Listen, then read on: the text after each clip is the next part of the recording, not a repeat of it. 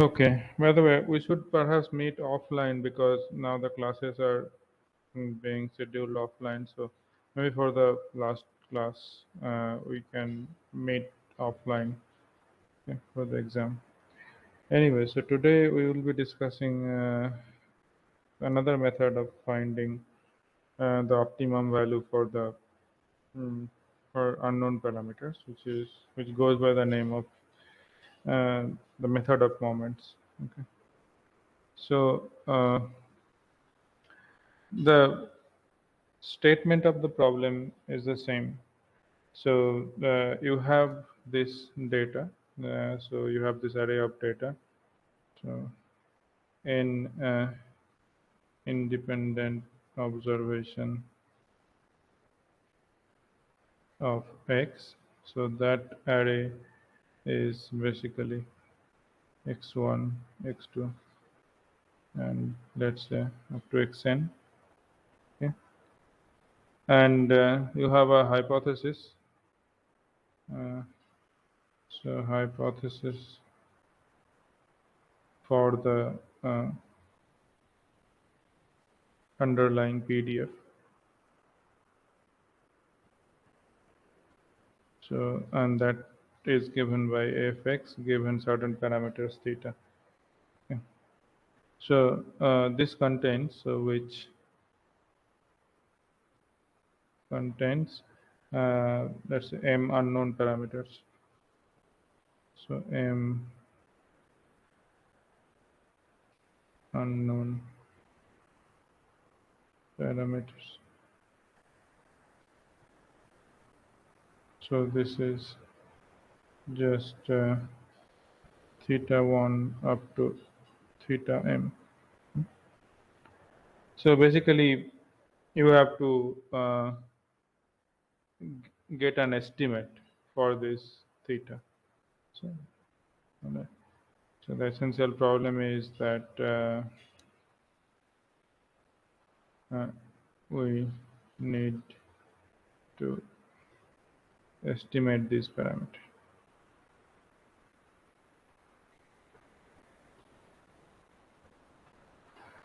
Now we have learned several methods. Let's say the log likelihood maximization and the least square method. All of these are well and good. And if uh, a method of log likelihood or a method of least square uh, is is practically applicable. I mean that it is easy enough to uh, write down a computer code that for which it is simple enough to implement a log likelihood or a chi-square code, then by all means do that. But sometimes it might happen that the nature of this distribution might be too convoluted uh, to practically implement the log likelihood or the chi-square analysis, and to get an output within a reasonable time. So to make things simpler, and for basically for implementational ease, we kind of figure out uh, a method which goes by the name of method of moments that I will describe now. Uh, the only thing going for it uh, is the fact that it is easy to implement. Okay, it does not give results as accurate as the other two methods, but mm, in places where the other methods are not uh, practically cannot be practically implemented, you can take resort to this method of moments. Okay, so in this, what you do is follows. So you construct. So if your number of unknown parameters is m, then you construct m linearly independent function of x. Okay, so step one is construct. This can be anything. uh, m linearly independent functions of x, and we just call them a alpha x. So this alpha is an index. So this alpha runs from 1 up to m. Okay. And of course, since this x is a random variable, then this alpha a alpha x are also random variables. So these are random variables too. So these are random variables as well. So you can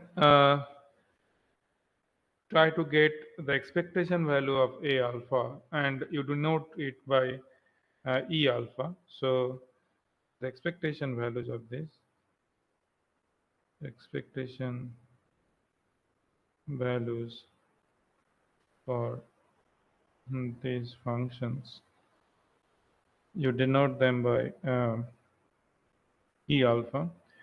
And so this E alpha is equivalent to expectation value of A alpha x, right? So that is nothing but the integration of A alpha x, then f x given theta dx. And even if I do not say this explicitly, you might remember that this E alpha, since the true values of this theta uh, basically control this distribution, so this expectation value will depend on those true values. So these are really a function of those thetas, the parameters that control the distribution in the first place. Okay, so this is these are the expectation values of this. All right. Now, how do we get this? So you construct these A alpha x for m linearly independent functions, and then you get your expectation values. Now, these expectation values, of course, will depend on true values of theta. Since you do not know the true values of theta, you do not know the expectation values of these functions calculated in this way. But you know what? Corresponding to these x1, x2, xn, that the thing that you have measured, you can, once you have decided on this A alpha x, so you can get so if you plug it in, you can get for alpha thing, you can get A alpha x1. This will give you A alpha x2, and this will give you A alpha xn. So you have n arrays of such numbers. Hmm? Now, if I ask you, given this number, so once you have decided on an A alpha, if I ask you that if these are the numbers, so again, A alpha x is a random variable, and based on your measurement, you have received these n values of this A alpha. Now I can ask you, what is your estimate for the mean of this A alpha x? All right. So Sir, yes. so how do you know the form of A alpha? You choose that. So construct. You construct by hand. Okay. There is Okay. no general A alpha that is good for you. You choose anything. I will give you some examples Okay. what to choose. Okay. So you choose anything. Okay. As long as they are linearly independent, it's fine. So now you get this. All right. And so you can ask, like, what is the estimate for the average of A alpha? In other words, you are asking uh, what is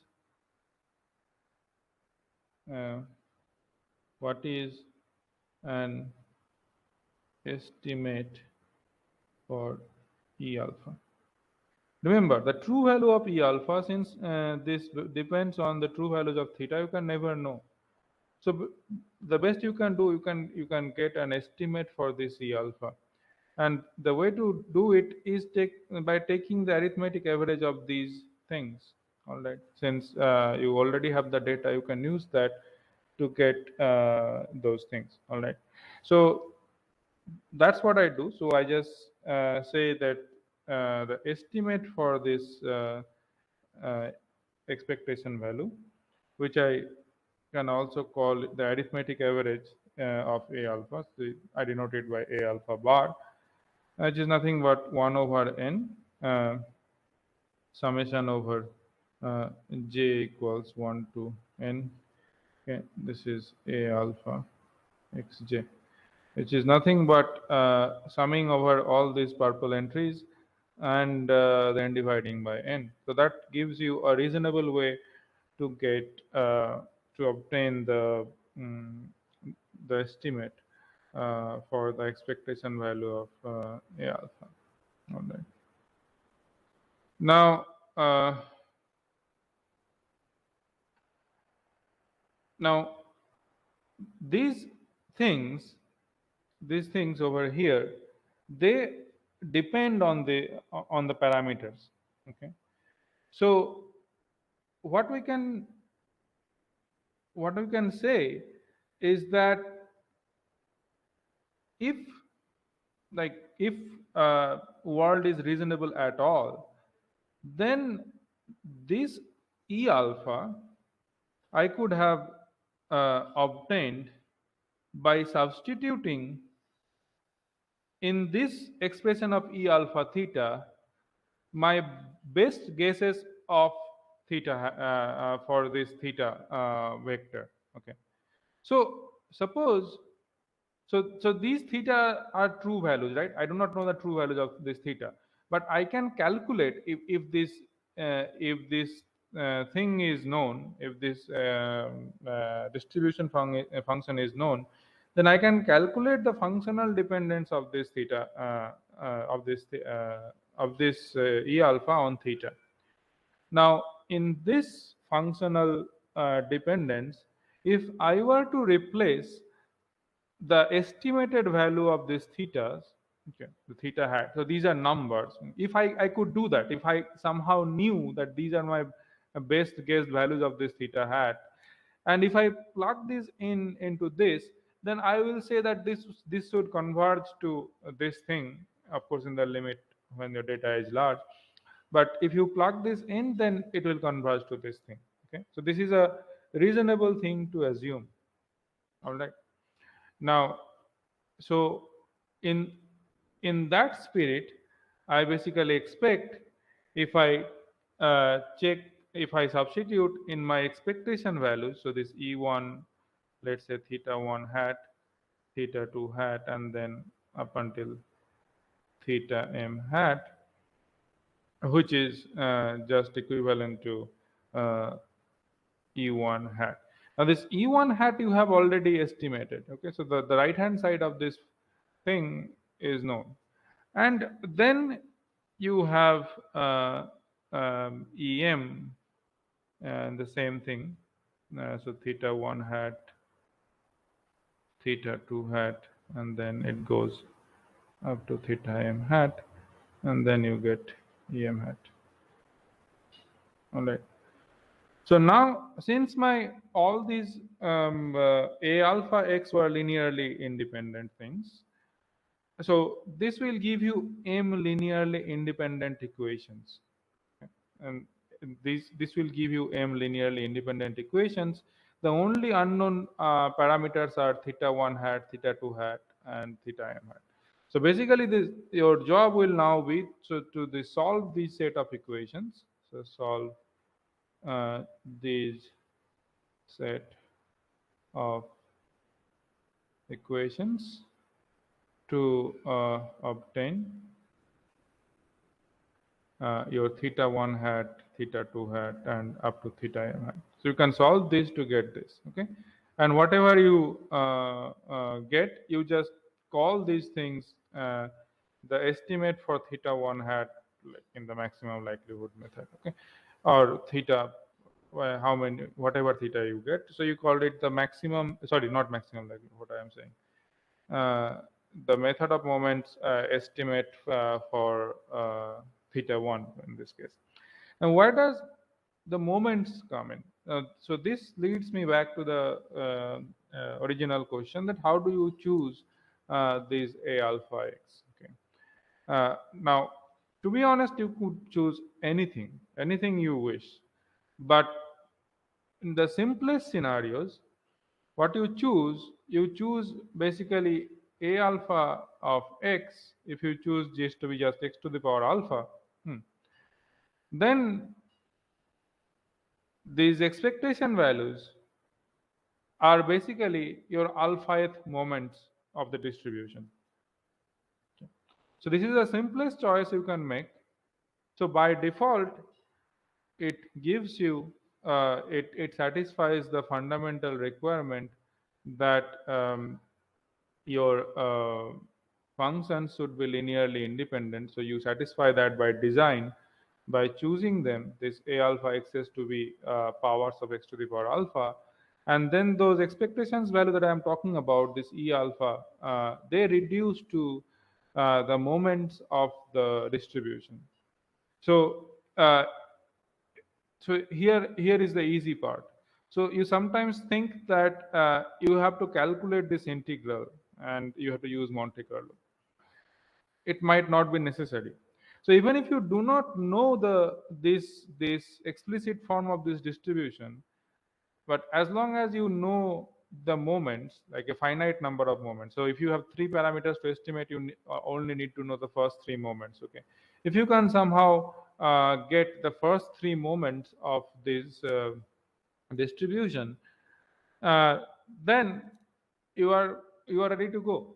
Then you can use this method to get your best fit values for this theta hat. Okay, so it is that easy and simple. So this is the way you do it. Okay, now how good is it? We have to check it using an explicit example of this exponential distribution, for which we have used the method of maximum likelihood to estimate the parameter tau. Every one of you did that exponential distribution exercise, and you also found out the 1 sigma interval for the estimated parameter theta hat.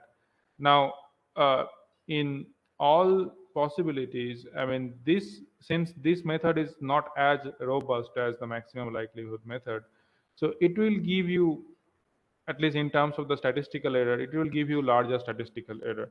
So we will check the rest of it and check that in a while. But before that, let me outline how you can get an estimate for the statistical error involved uh, in this way of estimating parameter, that is by estimating parameters using the methods of moments. All right. Even before that, let me know if you have questions up until this part.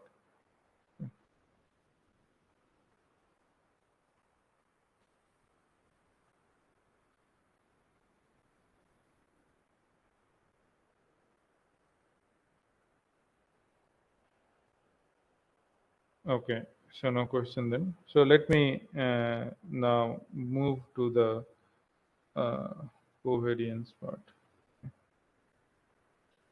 So now we have to get an estimate for the statistical error involved in these estimates. So estimate for the statistical error involved in these estimates. Okay. So for that, what we can do, first we basically try and find the covariance between any two of these constructed functions. So we try to find the covariance between A alpha x and A beta x.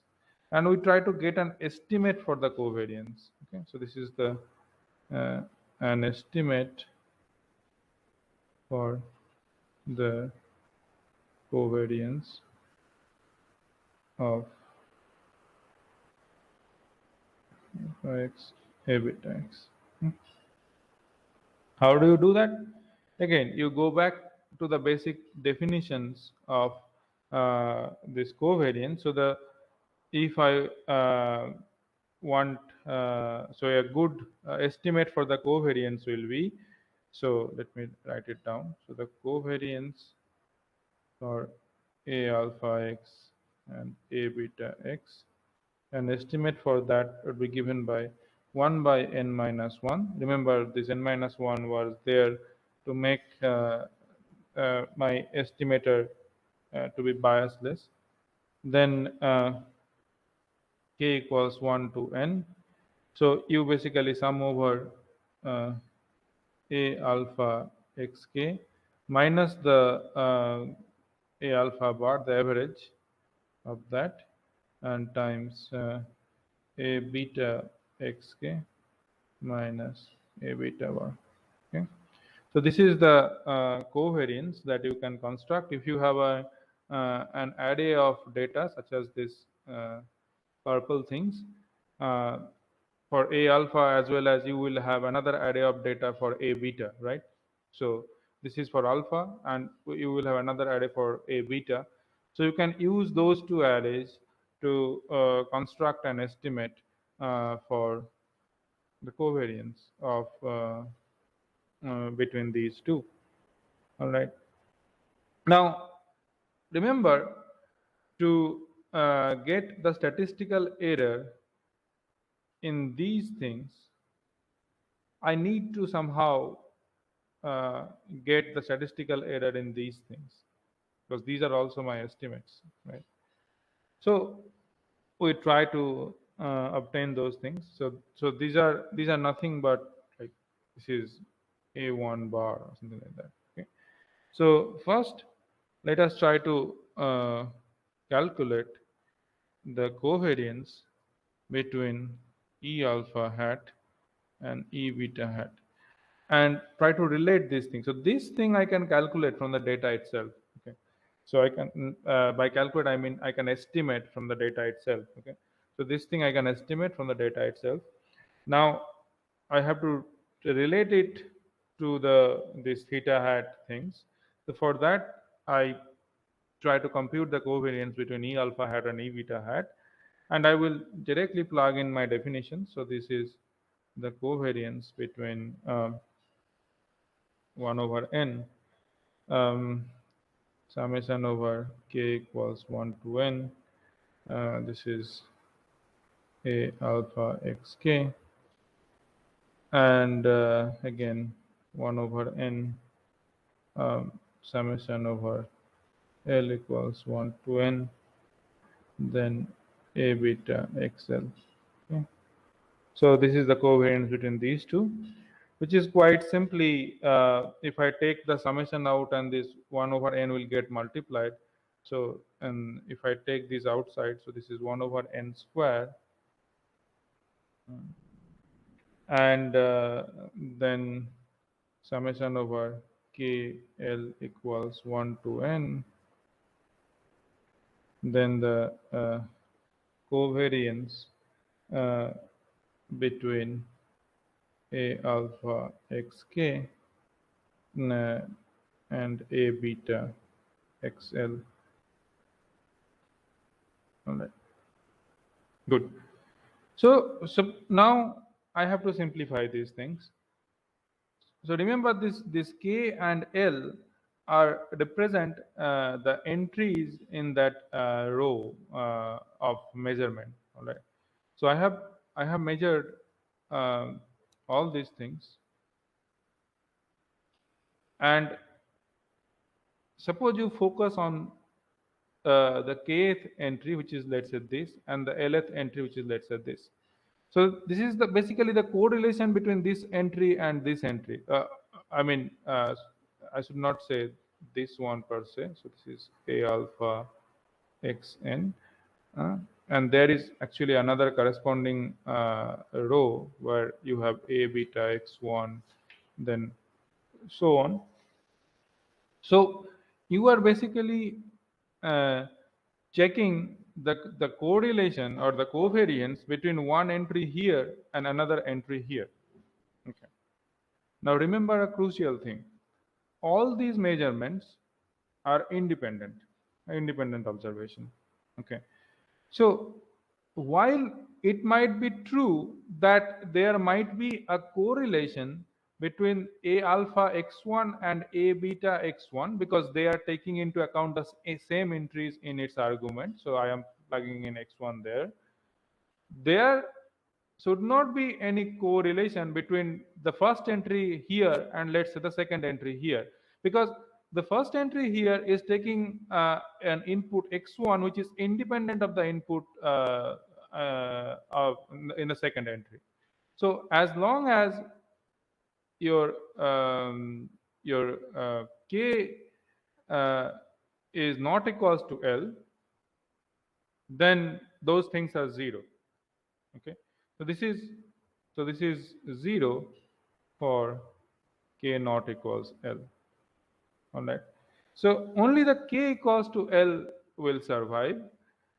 So it so basically I can simplify this as 1 over n square summation over this, let's say k, and summation over k equals 1 to n here, then covariance between a alpha xk and then a beta xk.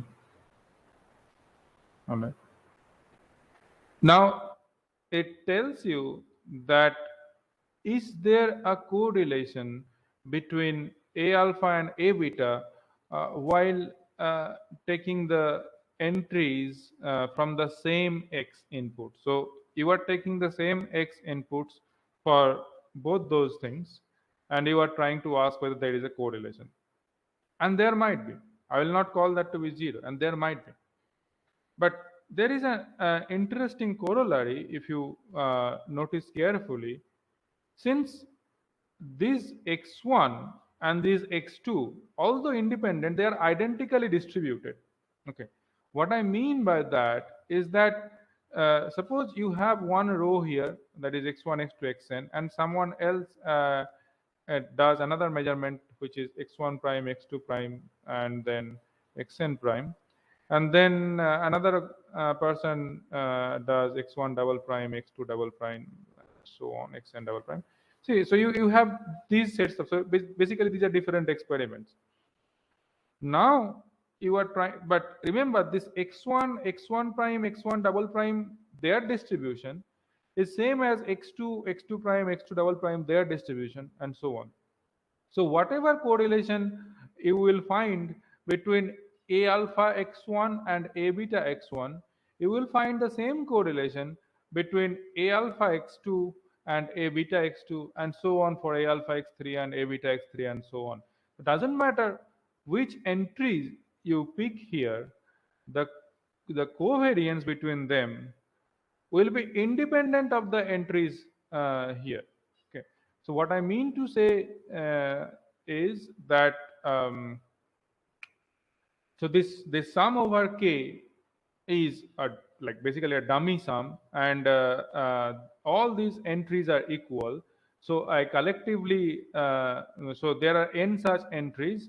So I call this 1 over n square times n times generic covariance between a alpha x and a beta x. Okay. So this is the generic covariance that I want to get at. Okay, and then this is basically 1 over n covariance between uh, a alpha x, a beta x. Right. Good. So now that I have found this, so this is the generic covariance between that. So then how do I get an, so this is the expression for covariance and covariance of between E alpha hat and E beta hat. It's the expression for the covariance between E alpha hat and E beta hat.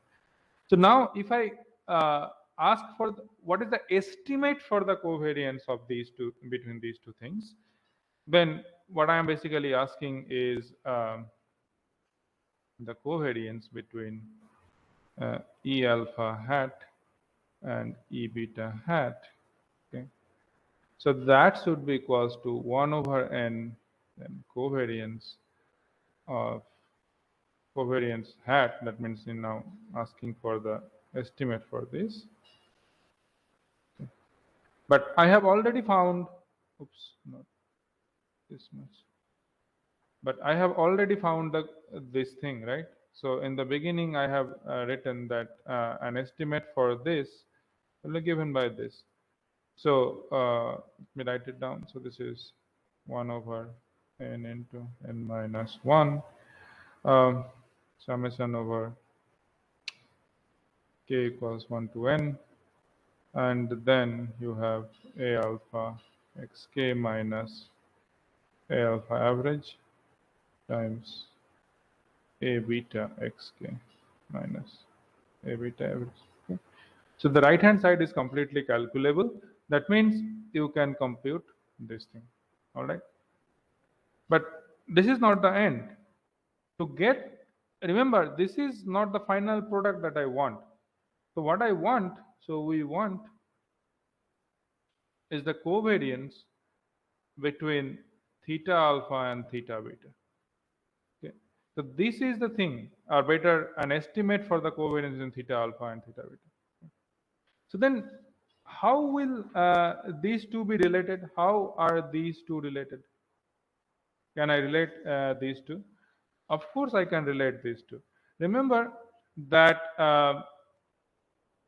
in by solving these set of equations, what you get is that you can calculate any theta alpha as a function of all these things.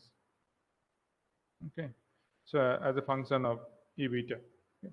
So you can calculate these things. So the theta alpha is a function of all the U1s. Okay, so rather if I write, so this theta alpha hat is a function of all these U1 blah blah blah up to EM.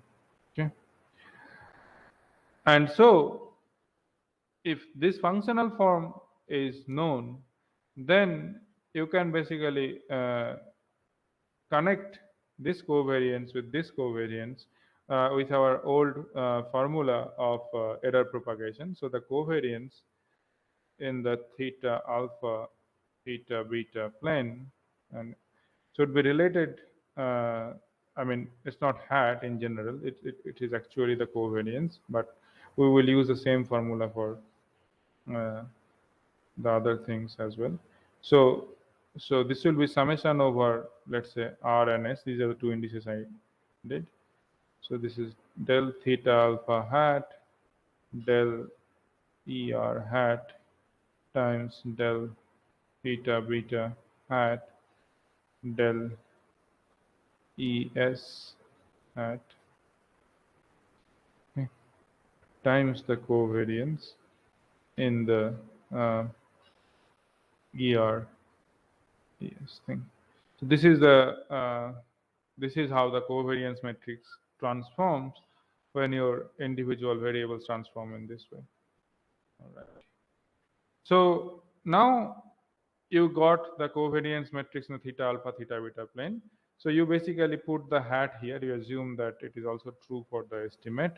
And from the diagonal entry, so the diagonal entries will give you the statistical error involved.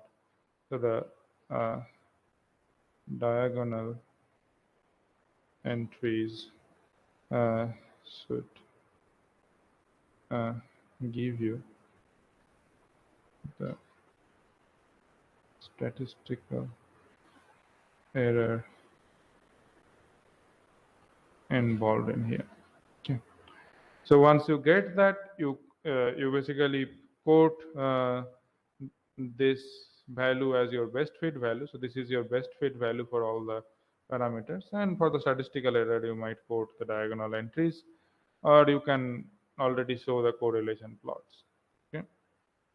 So this is the essential idea behind the method of moments. Okay?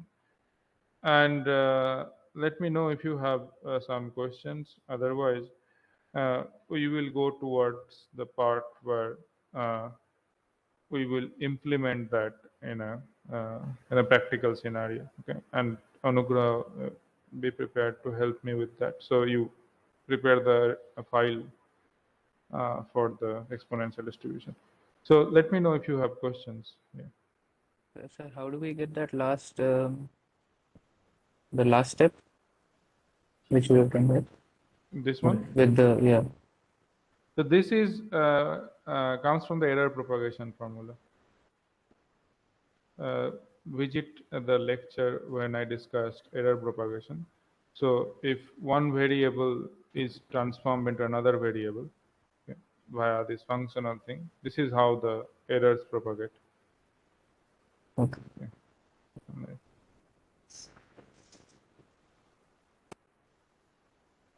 Anything else?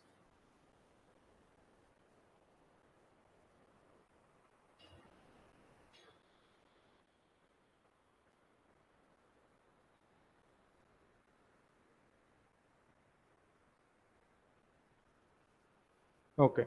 So now uh, let me go to a practical scenario, that is the exponential decay. So the, let's say, uh, simple example would be, so suppose if x with tau as an unknown parameter, which is a lifetime, it was given by 1 by tau e to the power minus x over tau, right? And I told you that and assume tau equals 7 and generate random numbers for x. Okay, so assume tau equals 7 and generate, uh, let's say, 100 random x.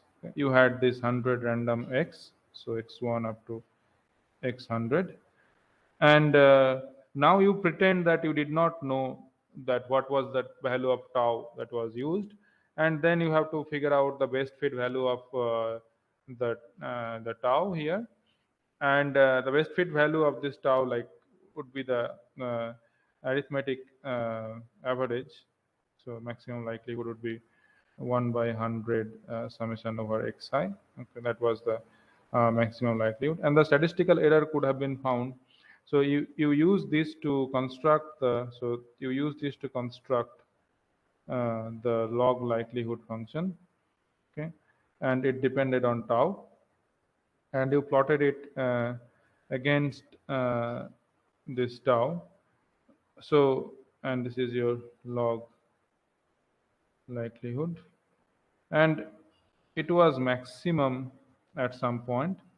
So whatever was the maximum point, you indicated this thing as your tau maximum likelihood estimate, and whenever it dropped by an amount half, so this is your max, and suppose this one is max minus half, then these two values you quoted at as your upper limit. So let's say tau upper and tau bottom. So this was your statistical error. Okay, so this is what you have done till now. Okay. Now you do the same thing, but suppose for some reason this is difficult to implement in a computer, although it is not, because it is simple anyway. Suppose this is not, it is difficult to implement in a computer. Then what you can do is that, suppose if this is the distribution,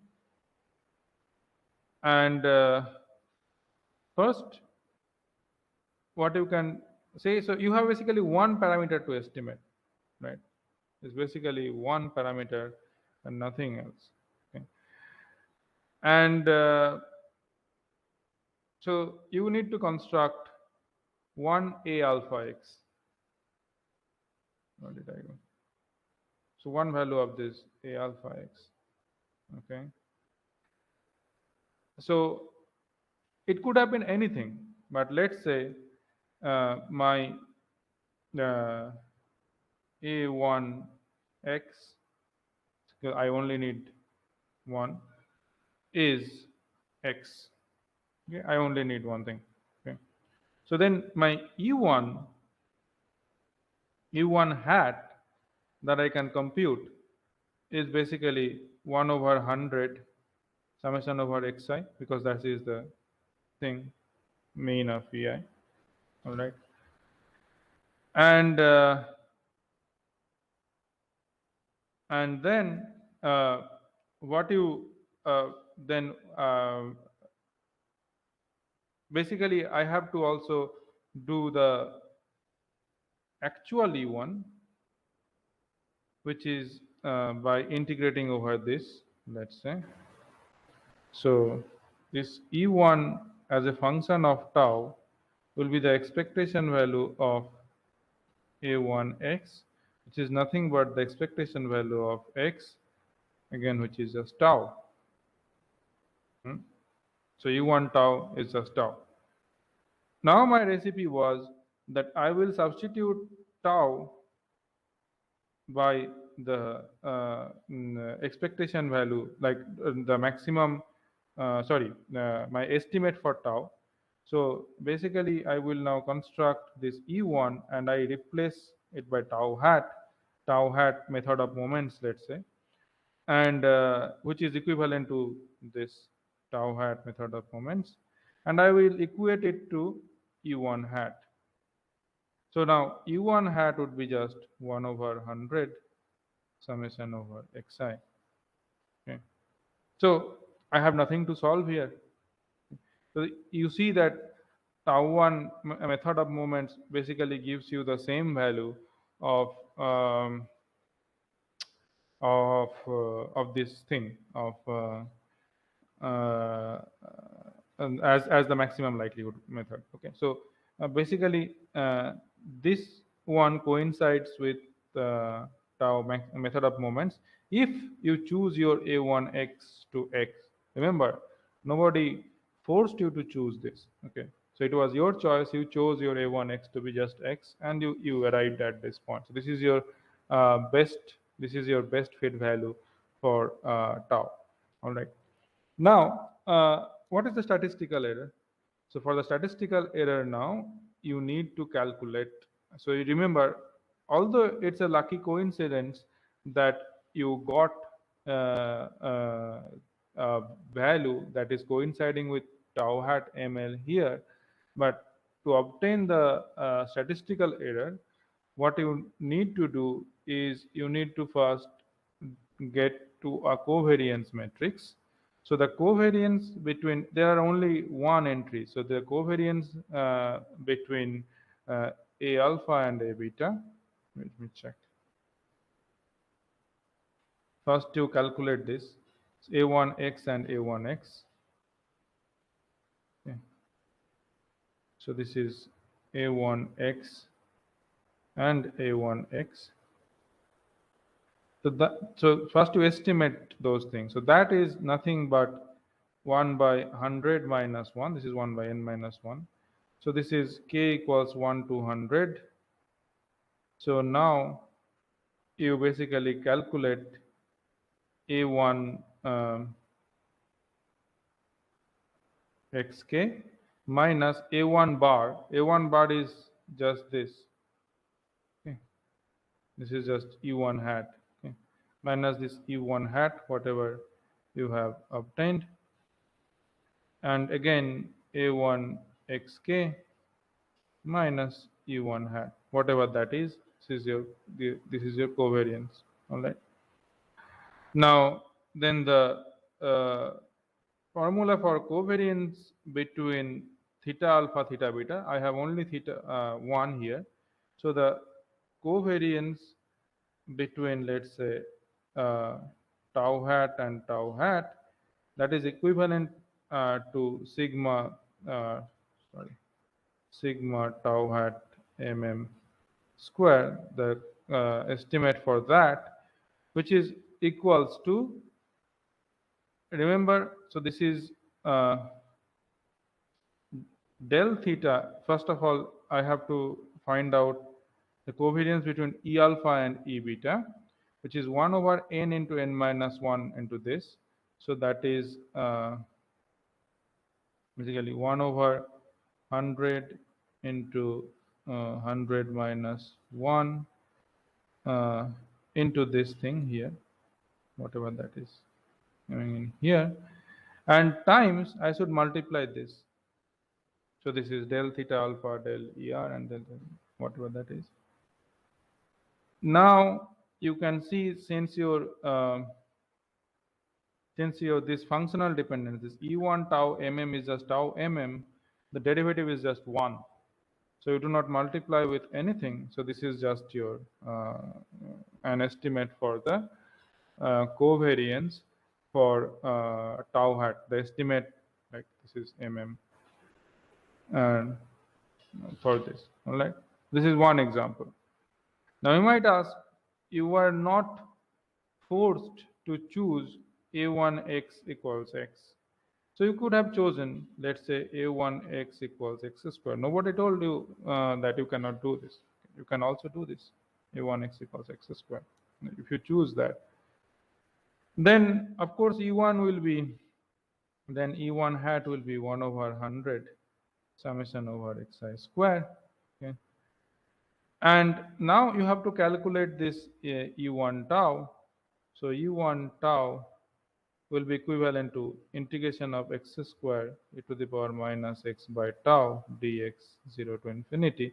I do not know what this functional value is, but this is the function that you should remember. Okay. So now you basically get the function and then get the functional dependence and then solve for tau, and it will give you a different value of tau. The best fit value of tau will be different for this green choice, and I want you to feel how different it is. Okay, and not only that, you can try another a1, let's say. So this a1 x equals, let's say, x plus x square. This is another fun thing that you can assume. So you choose the function. Basically, your choice depends on how easy it is to integrate it uh, over this distribution. So you choose the function accordingly, and then you compute these things. Okay. So is this thing clear? Like how you should proceed to implement this in a code? Can anyone? Sir, here xi are any random numbers means between 0 and 1 or any random numbers? No, xis are the things that you have generated, right? So this is xis.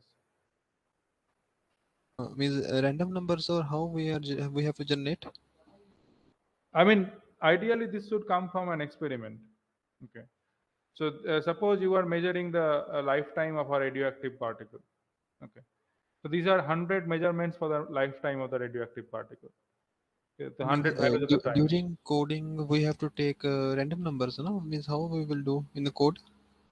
In the code, you have to generate a random number according to this distribution, assuming tau equals 7. In the same way you did for likelihood analysis.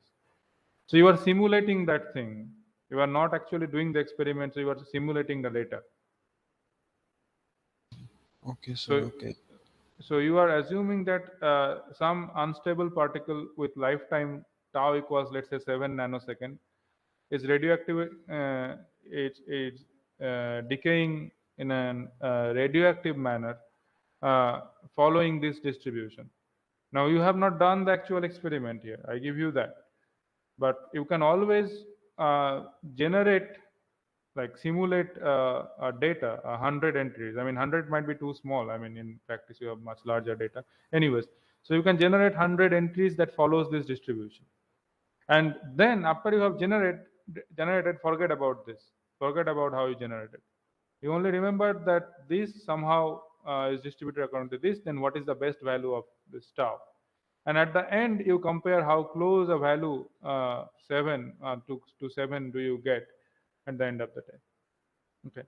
So you did that exercise using maximum likelihood analysis. Now I am asking you to use the method of moments uh, to do the same thing. and you choose different values of you choose different uh, uh, structure for this A1. Okay? So I mean, I can continue it in the class, but I think you have already get an idea how to do it. So how about I give this as an homework, and each one of you should choose a different value of this A1x. Okay. So do not choose x because it is too simple. So everyone should do using x. Everyone should perform this exercise using a1x equals to x. Okay. But then as a second exercise, you choose different functional form. So one person chooses a1x equals x square, one person chooses 2x plus 3x square. If you are really adventurous, you can choose a1x equals sine x7 if you can do the integration. I'm not sure how difficult it would be to do. Okay, so choose these different things to get a feeling of like how accurate when method of moments will give you accurate result and when it will deviate uh, a lot and you cannot, like, it is difficult to trust your results. Okay, so do you understand your homework, all of you? Yes, sir. But can you share this lecture after, I mean, this video after lecture? Yeah, I will say it. Okay. Okay, so please share it. Yes, sir. Okay.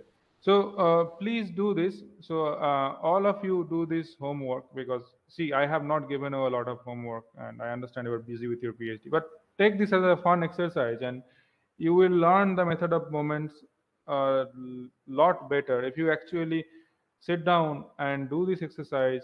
And you are eight or nine of you can, like, assume different form for this a1x and share your results with each other and discuss among yourself, and we can meet in the maybe which I expect to be the last class, and then we can discuss and close this session. Okay,